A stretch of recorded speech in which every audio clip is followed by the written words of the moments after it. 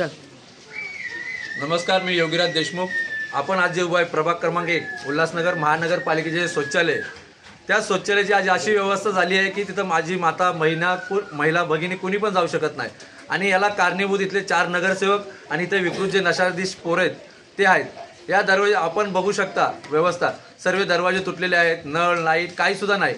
सर्व इथला जो नशाखोर मुलगा आहे आणि त्याचे काही साथीदार हे सर्व दरवाजे तोडून नेत आहेत। वारंवार इथले जे महिला आहेत ते नगरसेवकांना सांगतायत, महिलांना सांगतायत, पोलिसांना सांगतायत की आमच्यावर काहीतरी तुम्ही लवकरात लवकर त्वरित कारवाई करून त्या मुलाला आणि इथले दरवाजे आहेत ते व्यवस्थित बनवून द्या अशी विनवणी करतात।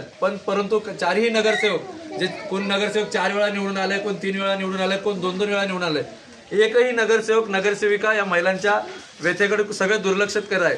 तरी आमची मनसेतर्फे त्यांना एक विनंती आहे शेवटची, येत्या 10 दिवसात जर तुम्ही याचा बंदोबस्त नाही केला टॉयलेटचा, तर मनसेतर्फे जे काय होईल त्याला सर्वस्वी कारणीभूत नगरसेवक आणि इथले प्रशासन राहील, ही आमची नम्रतेची विनंती आहे। धन्यवाद। जय हिंद, जय महाराष्ट्र।